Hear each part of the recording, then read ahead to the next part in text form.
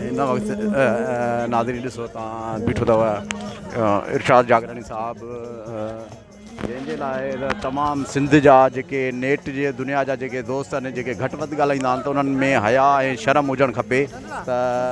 इरशाद जागरानी साहिबु जेको शाइर ऐं अदीब ऐं तमामु बहितरीनु सुहिणो फ़नकार असांजे सिंध जो